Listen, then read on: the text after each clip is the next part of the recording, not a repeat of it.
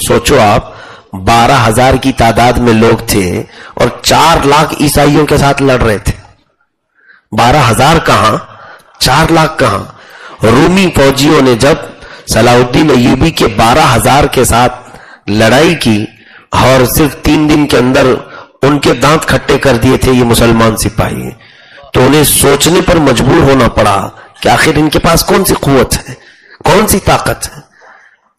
शहादत है मतलूब व मकसूद है मोमिन, न माले गनीमत न किश्वर कुशाई। सच कहा है कि मोमिन जो लड़ता है उसका सिर्फ और सिर्फ मकसूद शहादत हासिल करना है, उसे न माले गनीमत से मतलब है न बादशाहत से।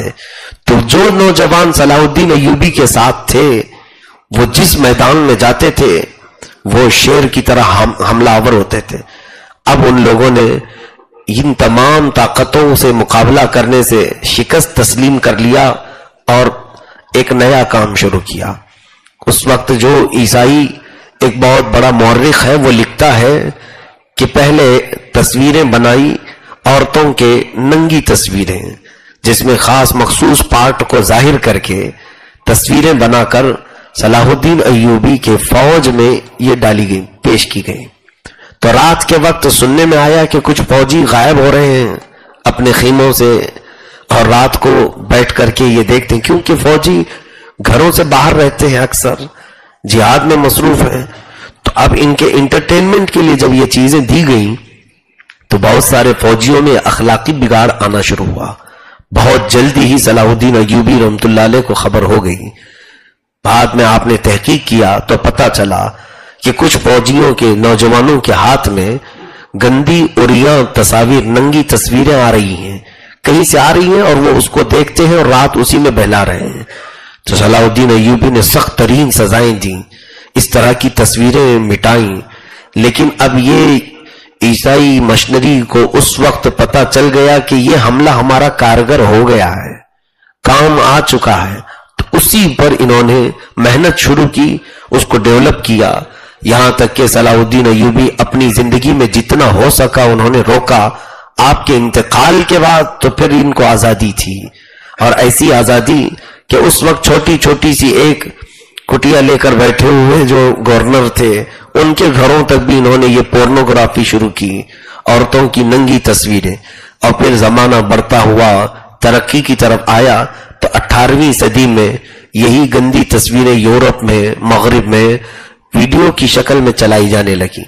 18वीं सदी में ही अमेरिका में और कुछ यूरोपियन कंट्रीज में सिनेमा में गंदी फिल्में दिखाई गई, जिसको देखने के लिए हुजूम बड़ा आया। ये फिल्में बाद में आई, पहले गंदी फिल्में आई जिसमें मखसूस आज़ा दिखा करके मर्दों को और औरतों को वरगलाया गया। ये सब डेविल वर्शिपर्स के काम मैं बता रहा हूं, शैतान के। और फिर इसमें तरक्की करते करते यहां तक वो आए कि जब उन्होंने देखा कि अब लोग वहां यूरोप के देख देख करके थक चुके थे, वही सारी चीजें दिखाई जा रही हैं। फिर उन्होंने जब देखा कि बिजनेस स्लो हो चुका है तब फिर इंटरनेट का जमाना आया। इंटरनेट जब आया तो इंटरनेट में इन्होंने लोगों के हाथों तक पहुंचाने के लिए बाज़ाब्ता कई ऐसे खूबसूरत जोड़ों को खरीदा, नौजवानों औरतों को भी, नौजवान मर्दों को भी, और उनसे गंदे काम करवाकर उसकी वीडियो बनाकर अपलोड करना शुरू किया और भारी कीमत वो एक्टर और एक्ट्रेस को देना शुरू किया। ये एक बिजनेस आज के दौर में फिल्म इंडस्ट्री कुछ भी नहीं कमाती जितना पोर्नोग्राफी वाले कमाते हैं। मैंने रिपोर्ट में देखा कि डेली इंडिया से, हिंदुस्तान से 6 करोड़ व्यूज एक वेबसाइट के लिए आते हैं। 6 करोड़ लोग एक वेबसाइट के लिए ये गंदी तस्वीरें और या तस्वीरें देखने के लिए। ऐ मेरे अजीजों, आंख जिना कर रही है। अल्लाह के हबीब सल्लल्लाहु अलैहि वसल्लम ने फरमाया, जिस्म के हर पार्ट में कोई ना कोई जिना का एक हिस्सा आ जाता है। कभी कान जिना करता है, कभी हाथ, लेकिन यह दौर सबसे ज्यादा खतरनाक है हमारी आंखों की हिफाजत के लिए। आज इस बला में इन्होंने हमें गिरफ्तार कर दिया है, हजारों नौजवानों को। कितने तो ऐसे इंटरनेट के डसे हुए मौजूद हैं जिन्होंने अपने आप को तबाह किया। इसका हासिल क्या होता है जानते हैं आप? कई ऐसे बीमार नौजवान हमने देखे हैं जिनकी जवानी खत्म होने को आई, उनकी मर्दानगी खत्म हो गई। किस वजह से? हकीमों के पास घूम रहे हैं, दावा जो भी बोल रहा है उसके पीछे भाग रहे हैं। क्यों? पूछा गया कि रात रात भर पोर्नोग्राफी देखते और अपने हाथों से अपनी जवानी बर्बाद करते थे। तो शैतान यही चाहता है कि तुम्हारे अंदर औलाद पैदा करने की कोई कुव्वत बाकी न रहे। वो फैमिली सिस्टम को खराब करना चाहता है, तुम्हारे नस्ल की इर्तिका रोकना है। देखो कितने स्टेप मैंने बताए। सबसे पहली चीज तो ये थी कि इन्होंने शोहर और बीवी में झगड़े लगाए। यूरोप में तो ये सब आम सी बात है, तलाक को आम कर दिया कि जिंदगियां खत्म हो। फिर उन्होंने शादी को भी खत्म किया, वो भी आम हो गया।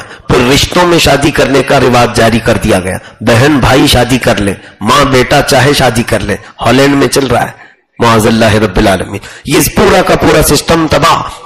वहां कभी ऐसा होता है कि आप अंदाजा करो, एक लड़का अपनी माँ से शादी करके रह रहा है, माँ से शादी करके रह रहा है। वो होने वाले बच्चे को, वो बच्चा किसको बाप कहेगा, किसको माँ कहेगा, और फिर दादी कौन है?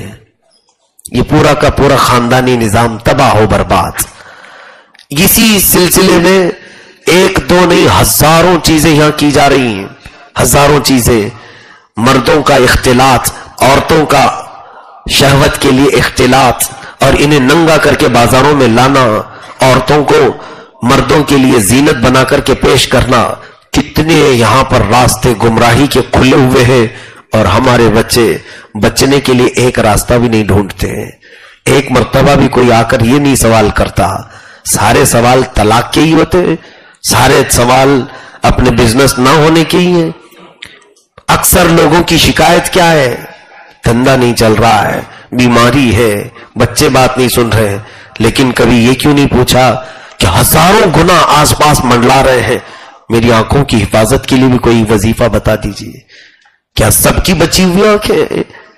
आज हाल तो यह है कि आंख नीचे करके चलो तो गाड़ियों से एक्सीडेंट होने का अंदेशा है, खोल करके चलो तो ईमान का एक्सीडेंट होने का अंदेशा है। क्या ये दोनों चीजें नहीं है? जान भी हमारी महफूज नहीं, ईमान भी महफूज नहीं। जान जाने का खतरा है, आंख बंद करके कहां चलेंगे हम? खोल करके चले तो ईमान जाने का खतरा है। हर दीवार पर इन्होंने नंगी तस्वीरें लगाई। इससे क्या होता है अब अंदाजा करो। हमारे अंदर अल्लाह रब्बुल इज्जत ने मोमिन को एक नूर अता किया है। मोमिन को अल्लाह ताला ने एक नूर अता किया, और मेरे आका सल्लल्लाहु अलैहि वसल्लम ने उस नूर की फजीलत में फरमाया है, इत्तकू फिरासतल मुमिनी फइन्नहु यंजुरु बिनूरिल्लाह। ऐ लोगो, मोमिन की फिरासत, उसकी हिकमत से डरो, इसलिए कि मोमिन जब भी देखता है तो अल्लाह के नूर से देखता है, अल्लाह के नूर से देखता है। आप हमारे पास आए, एक तो आपका चेहरा दिख रहा है मुझको, और एक कैफियत हमारी ये है कि हम आपका दिल भी देख रहे हैं। ये है नूर इलाही से देखना। आप चल करके आए हमारे पास, बोले कुछ नहीं, आपके बोलने से पहले हमने आपके दिलों के हालात बयान कर दिए। ये नूर इलाही से हमने देखा। तो वो हर मोमिन को हासिल है, लेकिन वो नूर जाया कब होता है? जब ये आंखें आवारा होती हैं, जब ये हमारी आंखें बेहया होती हैं। और शैतान मरदूद यही चाहता है कि हमारी आंखों का वो नूर खत्म कर दिया जाए। फिर आप सोचो, इन आंखों को देखने के लिए अब हम तमन्ना करेंगे कि अल्लाह हमें रसूल पाक के चेहरे की जियारत अता कर। हम ये तमन्ना करेंगे कि रब्बे जुल जलाल हमें तो अपनी कायनात की कुदरत के मुशाहिदे दिखा दे। किस हम हिम्मत के साथ, किस जुर्रत के साथ मौला की बारगाह में कहेंगे? अजीजान गिरामी, एक बहुत ही जिम्मेदारी की बात मैं बच्चों के हवाले कर जा रहा हूं। तुम्हारे पास जो कुछ भी है देखने के लिए, ये मत समझना कि तुम्हारा पूरा कंट्रोल है मोबाइल पर, इंटरनेट पर। मैं जो वेबसाइट चाहूं वो निकाल लूं और देखता बैठूं, मुझे कौन क्या करने वाला। यअलमु खाइनतल अयुनि वमा तुख्फिस सुदूर। अल्लाह फरमाता है तुम्हारी आंखें जो खयानत कर रही वो देख रहा है, जो तुम्हारे दिलों में ख्यालात गुजर रहे हैं और छुपा रखा है तुमने, वो भी मौला देख रहा है। तुम मुझसे न डरो, ना यहां मौलवी मौलानाओं की बातों से। क्या तुम्हारा रब ताला की जात से भी यकीन उठ गया? क्या अल्लाह की जात से भी भरोसा खत्म हो गया? اور کبھی یہ بھی مت سمجھنا کہ میں عبادت گزار ہوں، میرا تقوی ہے اور مجھے کچھ نہیں کر سکتا شیطان۔ وہ بڑے بڑوں کے تقووں کو بھسم کر کے چلا گیا، بڑے بڑے عبادت گزاروں کی عبادت کو پل میں ختم کر کے چلا گیا۔ اور بنی اسرائیل کی وہ بات مجھے یاد آتی ہے، ایک بہت ہی بڑا عبادت گزار، اس کی عبادت اتنی مشہور تھی کہ وہ اپنے صومعہ سے، جہاں اس کی عبادت گاہ تھی، اس سے پوری زندگی پر باہر نہیں نکلا۔ اس کی عمر اس وقت 40-45 کے قریب کچھ تھی۔ سارے لوگ اس کے وسیلے سے دعا مانگتے تو بارش ہوتی تھی، وہ اتنا عبادت گزار تھا۔ تو شہر میں، جس شہر میں وہ رہتا تھا، 4 بھائی تھے، ایک بہن، اور ان کا کوئی نہیں تھا۔ وہ چاروں بھائی تجارت پر جا رہے تھے۔ انہوں نے سوچا کہ جوان بہن ہے ہماری، کہاں چھوڑ جائیں؟ تو انہوں نے کہا ایک ہی بندہ ہے جس پر بھروسہ ہو سکتا ہے، وہ ہے وہ عابد شب زندہ دار، وہ پرہیزگار، وہ متقی۔ تو اس عابد کے پاس آئے، انہوں نے کہا ہم تجارت کے لیے جا رہے ہیں اور آپ ہماری بہن کا صرف خیال رکھیں، وہ اپنے گھر میں رہے گی، اس کو وقت پہ آپ کسی طرح کھانا پہنچا دیں۔ پیسہ بھی دے دیا اور وہ لوگ تجارت پر نکلے۔ اب اس پرہیزگار شخص نے، یہ متقی عبادت گزار شخص نے روزانہ وقت پر کھانا پہنچانے کا کام لیا تھا۔ یہ بھی مخلوق کی خدمت تھی، پہنچوا دیتا تھا اس لڑکی کے گھر۔